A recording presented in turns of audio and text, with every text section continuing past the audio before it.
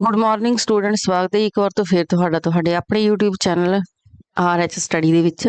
ਆਪਣੀ ਕਲਾਸਾਂ ਸੀਨੀਅਰ ਹੈ ਜੀ, ਹਿਸਟਰੀ ਦੇ ਨਾਲ ਚੱਲ ਰਹੀਆਂ ਸੀ, ਜਿਹਦੇ ਵਿੱਚ ਆਪਾਂ ਮਿਕਸ ਕੁਐਸਚਨ ਕਰ ਰਹੇ ਸੀਗੇ, ਨਾਲ ਫੈਕਟ ਕਲੀਅਰ ਕਰ ਰਹੇ ਸੀ। ਆਪਾਂ ਕੱਲ ਜਿਹੜੀ ਆਪਣੀ ਫਸਟ ਕਲਾਸ ਦੁਬਾਰਾ ਸਟਾਰਟ ਹੋ ਚੁੱਕੀ ਹੈਗੀ। ਸੋ ਅੱਜ ਜਿਹੜਾ ਆਪਣਾ ਲੈਕਚਰ ਹੋਵੇਗਾ ਉਸ ਤੋਂ ਨੈਕਸਟ ਲੈਕਚਰ ਦੀ ਗੱਲ ਕਰਾਂਗੇ ਆਪਾਂ। ਸੋ ਆਜੋ ਸਾਰੇ ਜਲਦੀ ਜਲਦੀ ਜਿਹੜੇ ਬੱਚੇ ਆਪਣਾ ਡੇਲੀ ਜੁੜਦੇ ਨੇ, ਸਭ ਤੋਂ ਪਹਿਲਾਂ ਵੀ ਕਲਾਸ ਨੂੰ ਸ਼ੇਅਰ ਕਰ ਦਿਓ ਨਾ ਬੱਚਿਆਂ ਤੱਕ, ਠੀਕ ਹੈ। ਸੋ ਆਓ ਸਟਾਰਟ ਕਰਦੇ ਹਾਂ ਆਪਾਂ ਇਹਦਾ next lecture and fast question. ਜ਼ਿਆਦਾ ਆਪਾਂ ਸਮਾਂ ਨਾ ਬਰਬਾਦ ਕਰੀਏ। ਜਿਹੜੀ ਤੁਹਾਡੀ ਕਲਾਸ ਹੋਇਆ ਕਰੇਗੀ ਨਾ, ਇਹਨੂੰ ਆਪਾਂ ਕੋਸ਼ਿਸ਼ ਕਰਾਂਗੇ ਕਿ ਮਾਰਨਿੰਗ ਦੇ ਟਾਈਮ ਤੁਹਾਡੀ ਜਿਹੜੀ ਕਲਾਸ ਤੁਹਾਨੂੰ ਮਿਲ ਜਾ ਕਰੇ, ਕਿਉਂਕਿ ਸ਼ਾਮ ਦੇ ਟਾਈਮ ਬਹੁਤ ਜ਼ਿਆਦਾ ਕੰਮ ਹੋ ਜਾਂਦਾ। ਸ਼ਾਮ ਨੂੰ ਇੱਕ ਤਾਂ ਤੁਹਾਡੀ ਜਿਹੜੀ 5 ਵਜੇ ਕਲਾਸ ਲੱਗਦੀ, ਉਹ ਮਾਸਟਰ ਗੇਟ ਦੀ ਲੱਗਦੀ, ਜਿਹੜੀ ਸਰ ਲਗਾਉਂਦੇ ਨੇ ਪੰਜਾਬੀ ਦੀ। ਤੇ ਇਸ ਤੋਂ ਇਲਾਵਾ ਸ਼ਾਮ ਨੂੰ 8:30 ਵਜੇ ਇੱਕ ਕਲਾਸ ਤੁਹਾਡੀ ਲੱਗਦੀ ਹੈ CDP ਦੀ PS ਟੈਟ ਵਾਸਤੇ। ਤੇ ਇਸ ਤੋਂ ਇਲਾਵਾ PS ਟੈਟ ਵਾਸਤੇ ਫਿਰ ਸ਼ਾਮ ਨੂੰ ਇੱਕ ਸਰ ਕਲਾਸ ਲਗਾਉਂਦੇ ਨੇ, ਜਿਹੜੀ ਤੁਹਾਡੀ ਹਿਸਟਰੀ ਦੀ ਲੱਗਦੀ ਹੈ 9 ਵਜੇ। ਤੇ ਉਸੇ ਦੇ ਵਿੱਚ ਇੱਕ ਕਲਾਸ ਮੇਰੀ ਲੱਗ ਜਾਂਦੀ ਹੈ, ਜਿਹਦੇ ਵਿੱਚ ਆਪਾਂ ਗੱਲ ਕਰਦੇ PS ਟੈਟ ਪੰਜਾਬੀ ਵਿਆਕਰਨ ਦੀ, ਠੀਕ ਹੈ। ਸ਼ਾਮ ਨੂੰ 4 ਕਲਾਸਾਂ ਹੋ ਜਾਂਦੀਆਂ ਨੇ, ਤੇ ਇਸ ਕਰਕੇ ਜਿਹੜੀ ਇਹ ਕਲਾਸ ਹੋਇਆ ਕਰੂਗੀ ਇਹ ਆਪਣੀ ਸਵੇਰ ਦੇ ਟਾਈਮ ਹੋਇਆ ਕਰੂ, ਠੀਕ ਹੈ। ਸੋ ਆਓ ਸਟਾਰਟ ਕਰਦੇ ਹਾਂ। ਫਸਟ ਕੁਐਸਚਨ ਹੈ, ਦੇਖੋ ਬਈ ਅੱਜ ਦਾ, ਕਿਹੜਾ ਸੰਵਿਧਾਨ ਦੀ ਇੱਕਸਾਰ ਵਿਸ਼ੇਸ਼ਤਾ ਹੈ? ਕਿਹੜਾ ਕਹਿੰਦੇ ਸੰਵਿਧਾਨ ਦੀ ਇੱਕਸਾਰ ਵਿਸ਼ੇਸ਼ਤਾ ਹੈ? ਰਾਸ਼ਟਰਪਤੀ ਕਿਸੇ ਵੀ ਰਾਜ ਦਾ ਸ਼ਾਸਨ ਆਪਣੇ ਅਧਿਕਾਰ ਤੋਂ ਲੈ ਸਕਦਾ ਹੈ ਜੇਕਰ ਸੰਵਿਧਾਨ ਮਸ਼ੀਨਰੀ ਰੁਕ ਗਈ ਹੈ। ਇੱਕ ਸਿੰਗਲ ਸੰਗਠਿਤ ਨਿਆਂਪਾਲਿਕਾ, ਰਾਸ਼ਟਰੀ ਐਮਰਜੈਂਸੀ ਦਾ ਐਲਾਨ, ਜਾਂ ਇਹ ਸਾਰੇ? ਇਹਦਾ ਰਾਈਟ ਆਂਸਰ ਹੋਊਗਾ ਬਈ ਨੰਬਰ ਡੀ, ਠੀਕ ਹੈ, ਨੰਬਰ ਡੀ, ਭਾਵ ਇਹ ਸਾਰੇ। ਸੰਵਿਧਾਨ ਦੀ ਇੱਕਸਾਰ ਵਿਸ਼ੇਸ਼ਤਾ ਕਿਹੜੀ ਆਊਗੀ? ਵੀ ਰਾਸ਼ਟਰਪਤੀ ਕਿਸੇ ਰਾਜ ਦਾ ਸ਼ਾਸਨ ਨੂੰ ਆਪਣੇ ਅਧਿਕਾਰ ਦੇ ਵਿੱਚ ਲੈ ਸਕਦਾ ਜੇਕਰ ਸੰਵਿਧਾਨ ਦੀ ਮਸ਼ੀਨਰੀ ਫੇਲ ਹੋ ਗਈ ਜਾਂ ਰੁਕ ਗਈ ਹੈ। ਇੱਕ ਸਿੰਗਲ ਸੰਗਠਿਤ ਨਿਆਂਪਾਲਿਕਾ ਵੀ ਹੁੰਦੀ ਹੈ ਤੇ ਰਾਸ਼ਟਰੀ ਐਮਰਜੈਂਸੀ ਦਾ ਐਲਾਨ ਵੀ ਹੁੰਦਾ ਹੈ, ਠੀਕ ਹੈ। ਹੁਣ ਦੇਖੋ ਥੋੜਾ ਜਿਹਾ ਇਹਦੇ ਬਾਰੇ ਹੋਰ ਕਰ ਲੈਂਦੇ ਆਪਾਂ। ਭਾਰਤ ਵਿੱਚ ਕਹਿੰਦੇ ਪੂਰੇ ਗਣਰਾਜ ਲਈ ਇੱਕ ਏਕੀਕ੍ਰਿਤ ਨਿਆਂ ਪ੍ਰਣਾਲੀ ਹੈ, ਜੋ ਕਿ ਸੰਵਿਧਾਨ ਦੀ ਏਕਾਤਮਕ ਵਿਸ਼ੇਸ਼ਤਾ ਨੂੰ ਦਰਸਾਉਂਦੀ ਹੈ, ਅਤੇ ਰਾਸ਼ਟਰੀ ਐਮਰਜੈਂਸੀ ਦਾ ਜ਼ਿਕਰ ਡਾਕਟਰ BR ਅੰਬੇਦਕਰ ਨੇ ਇਕਾਤਮਕ ਸ਼ਾਸਨ ਪ੍ਰਣਾਲੀ ਦੀ ਵਿਸ਼ੇਸ਼ਤਾ ਵਜੋਂ ਕੀਤਾ ਹੈ, ਠੀਕ ਹੈ। ਆਈ ਥਿੰਕ ਤੁਹਾਨੂੰ ਇਹ ਕੁਐਸਚਨ ਕਲੀਅਰ ਹੋ ਗਿਆ ਹੋਵੇਗਾ। ਸੋ ਚੱਲਦੇ ਆਪਾਂ ਨੈਕਸਟ ਕੁਐਸਚਨ ਵੱਲ। ਹੇਠ ਲਿਖਿਆਂ ਦੇ ਵਿੱਚੋਂ ਕਿਹੜਾ ਭਾਰਤ ਨੂੰ ਇੱਕ ਧਰਮ ਨਿਰਪੱਖ ਰਾਜ ਵਜੋਂ ਦਰਸਾਉਂਦਾ ਹੈ? ਮੌਲਿਕ ਅਧਿਕਾਰ, 9ਵੀਂ ਅਨੁਸੂਚੀ, ਨੀਤੀ ਨਿਰਦੇਸ਼ਕ ਸਿਧਾਂਤ, ਜਾਂ ਸੰਵਿਧਾਨ ਦੀ ਪ੍ਰਸਤਾਵਨਾ? ਰਾਜੇ ਕੋਈ ਜ਼ਰੂਰੀ ਨਹੀਂ ਹੈਗਾ ਵੀ ਜਿਹੜੇ ਬੱਚੇ PS ਟੈਟ ਦੀ ਤਿਆਰੀ ਕਰ ਰਹੇ ਨੇ ਸਿਰਫ ਉਹੀ ਇਹ ਕਲਾਸਾਂ ਲਗਾ ਸਕਦੇ ਨੇ, ਕਿਉਂਕਿ ਜਿਹੜੀ ਆਪਾਂ ਸਰਕਾਰ ਦੀ ਗੱਲ ਕਰੀਏ ਨਾ, ਗਵਰਨਮੈਂਟ ਦੀ ਗੱਲ ਕਰੀਏ, ਹਰ ਇੱਕ ਪੇਪਰ ਦੇ ਵਿੱਚ ਜਿਹੜੀ ਤੁਹਾਡੀ ਹਿਸਟਰੀ ਹੈ 5-10 ਨੰਬਰਾਂ ਦੀ ਆਉਂਦੀ ਹੀ ਆਉਂਦੀ ਹੈ, 15 ਤੱਕ, ਹਨਾ। ਸੋ ਇਹ ਸਾਰੇ ਬੱਚੇ ਕਰ ਸਕਦੇ ਨੇ ਇਹ, ਠੀਕ ਹੈ ਬਈ। ਸੋ ਇਹਦਾ ਰਾਈਟ ਆਂਸਰ ਹੋਵੇਗਾ ਡੀ, ਸੰਵਿਧਾਨ ਦੀ ਪ੍ਰਸਤਾਵਨਾ।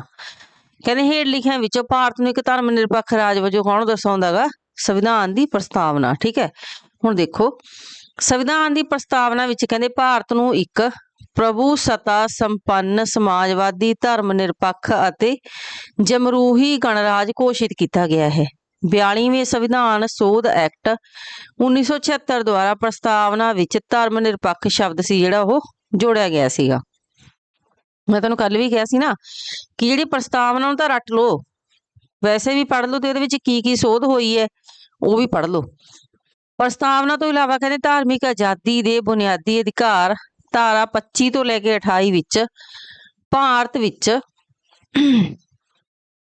ਭਾਰਤ ਨੂੰ ਇੱਕ ਧਰਮ ਨਿਰਪੱਖ ਰਾਜ ਦੱਸਿਆ ਗਿਆ ਹੈ, ਪਰ ਸੰਵਿਧਾਨ ਵਿੱਚ ਧਰਮ ਨਿਰਪੱਖ ਸ਼ਬਦ ਦੀ ਥਾਂ ਤੇ ਧਰਮ ਨਿਰਪੱਖ ਸ਼ਬਦ ਦੀ ਵਰਤੋਂ ਕੀਤੀ ਗਈ ਹੈ, ਠੀਕ ਹੈ ਬਈ। ਨੈਕਸਟ ਕੁਐਸਚਨ ਦੇਖੋ, ਭਾਰਤ ਨੇ ਇੱਕ ਮਜ਼ਬੂਤ ਬਲਸ਼ਾਲੀ ਕੇਂਦਰ ਦੇ ਨਾਲ ਸੰਘਵਾਦ ਦੀ ਰਚਨਾ ਨੂੰ ਕਿੱਥੋਂ ਅਪਣਾਇਆ? ਕਹਿੰਦੇ ਭਾਰਤ ਨੇ ਇੱਕ ਮਜ਼ਬੂਤ ਬਲਸ਼ਾਲੀ ਕੇਂਦਰ ਦੇ ਨਾਲ ਸੰਘਵਾਦ ਦੀ ਧਾਰਨਾ ਨੂੰ ਕਿੱਥੋਂ ਅਪਣਾਇਆ ਹੈ? USA ਤੋਂ, ਆਸਟ੍ਰੇਲੀਆ, ਕਨਾਡਾ, ਜਾਂ ਨਿਊਜ਼ੀਲੈਂਡ? ਰਾਈਟ ਆਂਸਰ ਹੋਊਗਾ ਬਈ ਇਹਦਾ C, ਕਨਾਡਾ ਤੋਂ, ਠੀਕ ਹੈ, ਕਨਾਡਾ ਤੋਂ ਅਪਣਾਇਆ। ਕਹਿੰਦੇ ਭਾਰਤ ਵਿੱਚ ਮਜ਼ਬੂਤ ਕੇਂਦਰ ਵਾਲੀ ਫੈਡਰਲ ਪ੍ਰਣਾਲੀ ਜੋ ਸੰਘ ਅਤੇ ਰਾਜਾਂ ਵਿਚਕਾਰ ਸੰਬੰਧਾਂ ਦੀ ਵਿਵਸਥਾ ਕਰਦੀ ਹੈ, ਕੈਨੇਡਾ ਦਾ ਸੰਵਿਧਾਨ ਤੋਂ ਲਿਆ ਗਿਆ ਹੈ, ਠੀਕ ਹੈ ਬਈ। ਇਹ ਕੈਨੇਡਾ ਦੇ ਸੰਵਿਧਾਨ ਤੋਂ ਲਈ ਗਈ ਹੈ, ਪਤਾ ਹੋਣਾ ਚਾਹੀਦਾ ਆਪਾਂ ਨੂੰ ਇਹਦੇ ਬਾਰੇ। ਨੈਕਸਟ ਕੁਐਸਚਨ ਦੇਖੋ, ਸੰਯੁਕਤ ਰਾਜ ਅਮਰੀਕਾ ਦੇ ਸੰਵਿਧਾਨ ਦੇ ਨਿਰਮਾਤਾਵਾਂ ਦੁਆਰਾ ਹੇਠ ਲਿਖੀਆਂ ਵਿਸ਼ੇਸ਼ਤਾਵਾਂ ਵਿੱਚੋਂ ਇੱਕ ਵਿਸ਼ੇਸ਼ਤਾ ਲਈ ਗਈ ਸੀ। ਕਿਹੜੀ ਸੀ ਉਹ? ਨਿਆਇਕ ਸਮੀਖਿਆ, ਮੌਲਿਕ ਅਧਿਕਾਰ, ਸੁਪਰੀਮ ਕੋਰਟ ਦੇ ਜੱਜਾਂ ਦੀ ਬਰਖਾਸਤੀ ਜਾਂ ਉਪਰੋਕਤ ਸਾਰੇ। ਰਾਈਟ ਆਂਸਰ ਹੋਊਗਾ ਇਹਦਾ ਡੀ, ਉਪਰੋਕਤ ਸਾਰੇ। ਠੀਕ ਹੈ ਬਈ। ਨੈਕਸਟ ਕੁਐਸਚਨ, ਸਾਲ 1947 ਤੋਂ ਬਾਅਦ ਹੇਠ ਲਿਖਿਆਂ ਵਿੱਚੋਂ ਕਿਹੜੇ ਰਾਜਾਂ ਨੂੰ ਭਾਰਤ ਸੰਘ ਵਿੱਚ ਜ਼ਬਰਦਸਤੀ ਨਾਲ ਮਿਲਾ ਦਿੱਤਾ ਗਿਆ? ਕਹਿੰਦੇ ਸਾਲ, ਕਹਿਣ ਦਾ ਮਤਲਬ ਕੀ ਹੈ, ਆਜ਼ਾਦੀ ਤੋਂ ਬਾਅਦ ਕਿਹੜੇ ਰਾਜਾਂ ਨੂੰ ਭਾਰਤ ਸੰਘ ਦੇ ਵਿੱਚ ਜ਼ਬਰਦਸਤੀ ਨਾਲ ਮਿਲਾਇਆ ਗਿਆ ਸੀਗਾ? ਹੈਦਰਾਬਾਦ ਸੀ ਉਹ, ਪਟਿਆਲਾ, ਕਸ਼ਮੀਰ ਜਾਂ ਮੈਸੂਰ? ਇਹਦਾ ਰਾਈਟ ਆਂਸਰ ਹੋਊਗਾ ਬਈ ਏ, ਹੈਦਰਾਬਾਦ। ਠੀਕ ਹੈ, ਹੈਦਰਾਬਾਦ ਦੇ ਨਿਜ਼ਾਮ ਸੀ ਜਿਹੜੇ ਉਹ, ਹਨਾ। 1947 ਦੇ ਵਿੱਚ ਕਹਿੰਦੇ ਭਾਰਤ ਦੀ ਆਜ਼ਾਦੀ ਤੋਂ ਬਾਅਦ ਹੈਦਰਾਬਾਦ ਦੇ ਆਖਰੀ ਨਿਜ਼ਾਮ ਉਸਮਾਨ ਅਲੀ ਖਾਨ ਨੇ ਹੈਦਰਾਬਾਦ ਨੂੰ ਆਜ਼ਾਦ ਰੱਖਣ ਦਾ ਐਲਾਨ ਕੀਤਾ। ਤਤਕਾਲੀ ਗ੍ਰਹਿ ਮੰਤਰੀ ਸਰਦਾਰ ਵੱਲਭ ਭਾਈ ਪਟੇਲ ਦੀ ਪਹਿਲ ਕਦਮੀ ਅਤੇ ਆਪਰੇਸ਼ਨ ਪੋਲੋ ਸਿਰਲੇਖ ਹੇਠ ਪੁਲਿਸ ਕਾਰਵਾਈ ਸ਼ੁਰੂ ਕੀਤੀ ਗਈ ਸੀ।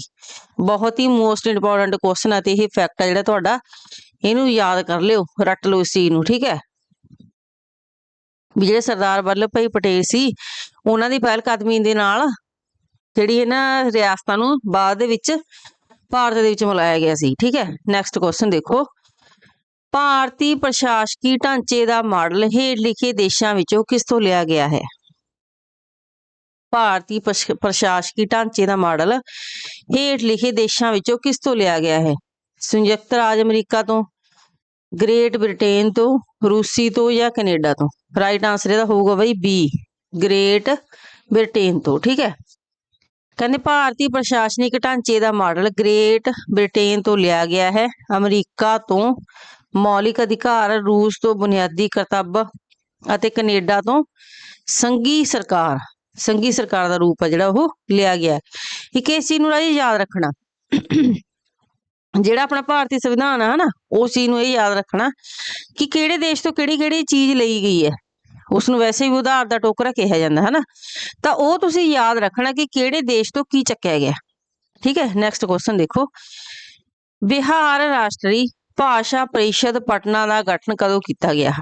1930 ਦੇ ਵਿੱਚ, 1940 ਦੇ ਵਿੱਚ, 1950 ਦੇ ਵਿੱਚ ਜਾਂ 1960 ਦੇ ਵਿੱਚ? ਰਾਈਟ ਆਂਸਰ ਹੋਊਗਾ ਵੀ 1950 ਦੇ ਵਿੱਚ। ਠੀਕ ਹੈ, ਬਿਹਾਰ ਰਾਸ਼ਟਰੀ ਭਾਸ਼ਾ ਪਰਿਸ਼ਦ ਪਟਨਾ ਦਾ ਗਠਨ 1950 ਦੇ ਵਿੱਚ ਹੋਇਆ ਸੀ।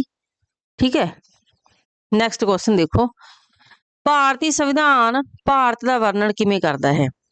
ਹੁਣ ਦੇਖੋ, ਜਿਹੜਾ ਭਾਰਤੀ ਸੰਵਿਧਾਨ ਹੈ ਉਹ ਭਾਰਤ ਦਾ ਵਿਵਰਣ ਕਿਵੇਂ ਕਰਦਾ, ਉਸ ਨੂੰ ਵਰਣਨ ਕਿਵੇਂ ਕਰਦਾ ਗਾ? ਰਾਜਾਂ ਦਾ ਬੋਰਡ,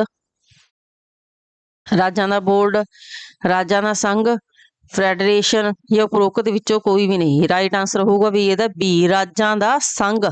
ਠੀਕ ਹੈ, ਜਿਹੜਾ ਭਾਰਤੀ ਸੰਵਿਧਾਨ ਆ ਉਹ ਭਾਰਤ ਦਾ ਵਰਣਨ ਕਿਵੇਂ ਕਰਦਾ? ਰਾਜਾਂ ਦਾ ਸੰਘ ਕਰਦਾ। ਠੀਕ ਹੈ, ਹੁਣ ਦੇਖੋ ਥੋੜਾ ਜਿਹਾ ਇਹਦੇ ਬਾਰੇ। ਕਹਿੰਦੇ ਸੰਵਿਧਾਨ ਦੇ ਅਨੁਛੇਦ 1 ਦੇ ਵਿੱਚ ਭਾਰਤ ਨੂੰ ਰਾਜਾਂ ਦਾ ਸੰਘ ਕਿਹਾ ਗਿਆ। ਸੰਘ ਸ਼ਬਦ ਮਿਲਾਪ ਦੇ ਅਰਥਾਂ ਵਿੱਚ ਵਰਤਿਆ ਜਾਂਦਾ ਹੈ। ਕਈ ਵਾਰ ਸੰਘੀ ਲਈ ਸੰਘੀ ਸ਼ਬਦ ਵੀ ਵਰਤਿਆ ਜਾਂਦਾ ਹੈ, ਪਰ ਸੰਵਿਧਾਨ ਵਿੱਚ ਇਸ ਸ਼ਬਦ ਦੀ ਵਰਤੋਂ ਨਹੀਂ ਕੀਤੀ ਗਈ। ਇਸ ਚੀਜ਼ ਨੂੰ ਯਾਦ ਰੱਖਣਾ। ਕਈ ਵਾਰ ਕਹਿੰਦੇ ਸੰਘੀ ਲਈ ਸੰਘੀ ਸ਼ਬਦ ਦੀ ਵਰਤੋਂ ਕੀਤੀ ਗਈ ਹੈ, ਪਰ ਸੰਵਿਧਾਨ ਦੇ ਵਿੱਚ ਇਹ ਸ਼ਬਦ ਦੀ ਵਰਤੋਂ ਨਹੀਂ ਕੀਤੀ ਗਈ ਕਿਤੇ ਵੀ ਸੰਘੀ ਸ਼ਬਦ ਦੀ। ਠੀਕ ਹੈ, ਨੈਕਸਟ ਕੁਐਸਚਨ ਦੇਖੋ, ਜਨਹਿਤ ਮੁਕੱਦਮੇ ਦਾ ਸੰਕਲਪ ਕਿੱਥੋਂ ਪੈਦਾ ਹੋਇਆ? ਯੂਨਾਈਟਿਡ ਕਿੰਗਡਮ ਤੋਂ, ਆਸਟ੍ਰੇਲੀਆ ਤੋਂ, USA ਤੋਂ ਜਾਂ ਕੈਨੇਡਾ ਤੋਂ? ਰਾਈਟ ਆਂਸਰ ਹੋਊਗਾ ਬਈ ਇਹਦਾ ਸੀ, USA ਤੋਂ। ਜਨਹਿਤ ਮੁਕੱਦਮੇ ਦਾ ਜਿਹੜਾ ਸੰਕਲਪ ਸੀ ਉਹ USA ਭਾਵ ਤੋਂ, ਅਮਰੀਕਾ ਤੋਂ ਪੈਦਾ ਹੋਇਆ ਸੀ।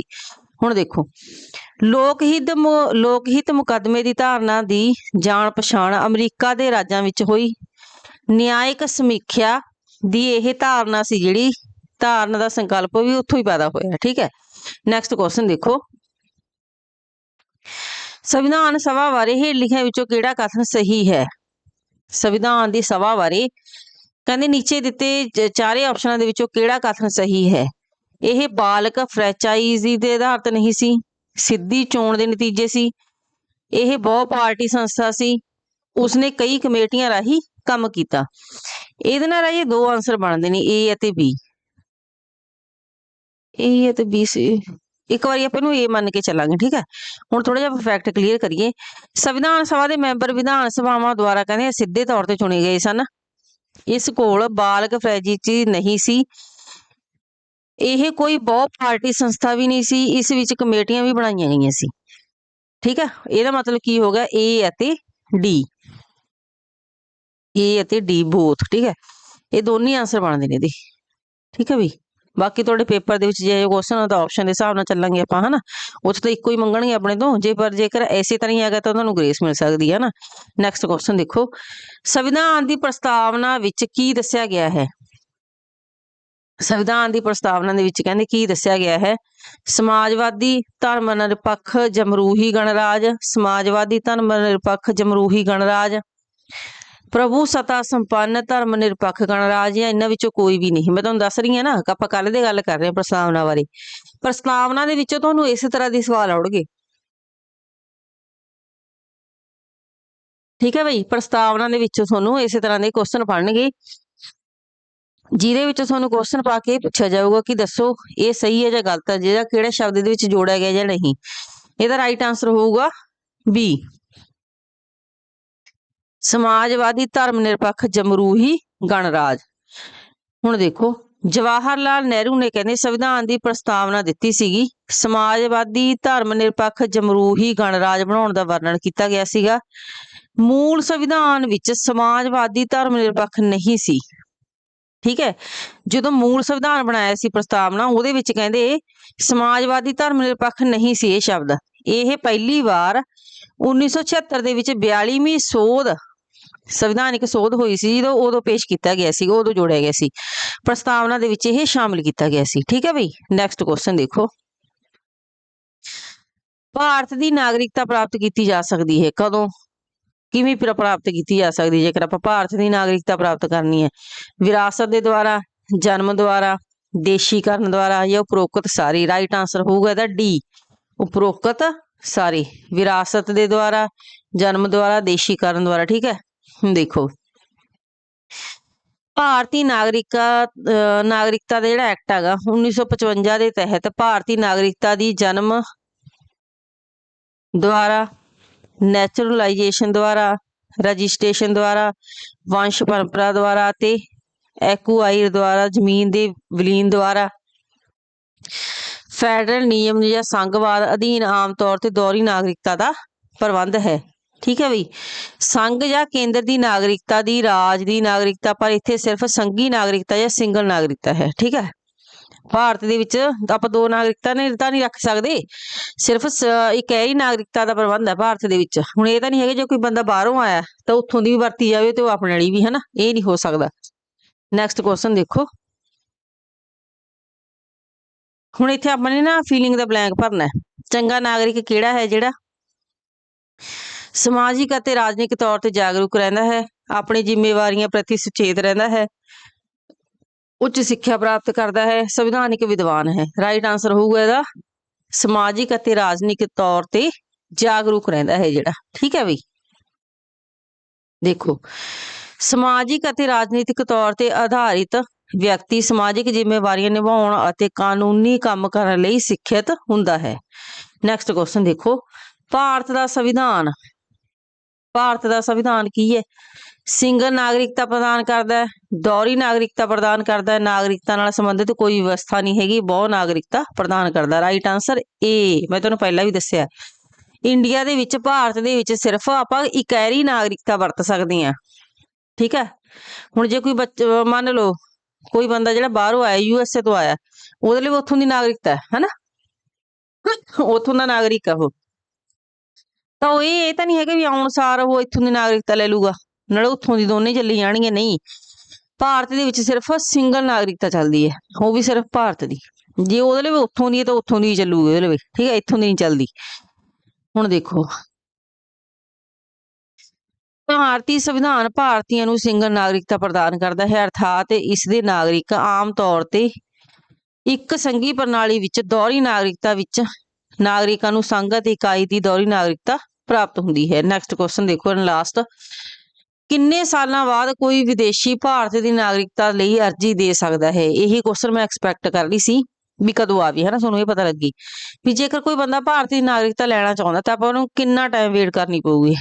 3 ਸਾਲ, 7 ਸਾਲ, 5 ਸਾਲ ਜਾਂ 10 ਸਾਲ? ਇਹਦਾ ਰਾਈਟ ਆਂਸਰ ਹੋਊਗਾ ਬਾਈ 10 ਸਾਲ। ਜੇਕਰ ਉਹ ਬੰਦਾ ਆ ਕੇ 10 ਸਾਲ ਭਾਰਤ ਦੇ ਵਿੱਚ ਰਹਿੰਦਾ ਤਾਂ ਉਹਨੂੰ ਭਾਰਤ ਦੀ ਜਿਹੜੀ ਨਾਗਰਿਕਤਾ ਗੀ ਉਹ ਮਿਲੂਗੀ, ਠੀਕ ਹੈ, ਤਾਂ ਭਾਰਤ ਦੀ ਨਾਗਰਿਕਤਾ ਪ੍ਰਾਪਤ ਕਰ ਸਕਦਾ। ਉਹ ਇਹ ਨਹੀਂ ਹੈਗਾ ਜੀ ਆਉਣ ਸਾਲ ਦੇ ਵਿੱਚ ਜਾਂ 6 ਮਹੀਨੇ ਦੇ ਵਿੱਚ 2 ਨੰਬਰ ਦੇ ਵਿੱਚ ਉਹ ਨਾਗਰਿਕਤਾ ਲੈ ਲੂਗਾ, ਠੀਕ ਹੈ। ਸੋ ਆਈ ਹੋਪ ਤੁਹਾਨੂੰ ਅੱਜ ਦੀ ਕਲਾਸ ਪਸੰਦ ਆਈ। ਇਹ ਸੀ ਆਪਣੇ ਅੱਜ ਦੇ 15 ਕੁਐਸਚਨ, ਠੀਕ ਹੈ ਬਈ। ਸੋ ਇਸੇ ਦੇ ਨਾਲ ਜਿਹੜੀ ਆਪਣੀ ਕਲਾਸ ਇੱਥੇ ਖਤਮ ਹੁੰਦੀ ਹੈ। ਸੋ ਜੇਕਰ ਤੁਹਾਨੂੰ ਸਾਡੀ ਕੋਸ਼ਿਸ਼ ਪਸੰਦ ਆਈ ਤਾਂ ਕਲਾਸ ਨੂੰ ਲਾਈਕ, ਸ਼ੇਅਰ ਤੇ ਕਮੈਂਟ ਜ਼ਰੂਰ ਕਰਨਾ। ਕੱਲ੍ਹ ਵਾਲੀ ਕਲਾਸ ਥੋੜੀ ਜਿਹੀ ਬੱਚਿਆਂ ਨੇ ਸ਼ੇਅਰ ਨਹੀਂ ਕੀਤੀ, ਨਾ ਹੀ ਪਸੰਦ ਆਈ, ਪਤਾ ਨਹੀਂ ਕੀ ਗੱਲ ਸੀ, ਪਤਾ ਨਹੀਂ ਪਹਿਲੀ ਕਲਾਸ ਸੀਗੀ, ਪਰ ਹੁਣ ਰਾਜੀ ਕਲਾਸਾਂ ਲਗਾਤਾਰ ਲੱਗਣਗੀਆਂ। ਸੋ ਕਲਾਸ ਨੂੰ ਸ਼ੇਅਰ ਕਰਨਾ ਤੇ ਆਪਣੇ ਦੋਸਤਾਂ ਮਿੱਤਰਾਂ ਤੱਕ ਪਹੁੰਚਾਉਣਾ, ਠੀਕ ਹੈ ਬਈ। ਸੋ ਮਿਲਦੇ ਹਾਂ ਕੱਲ੍ਹ ਨੂੰ ਨਵੀਂ ਕਲਾਸ ਦੇ ਨਾਲ। So thank you, take care and keep watching.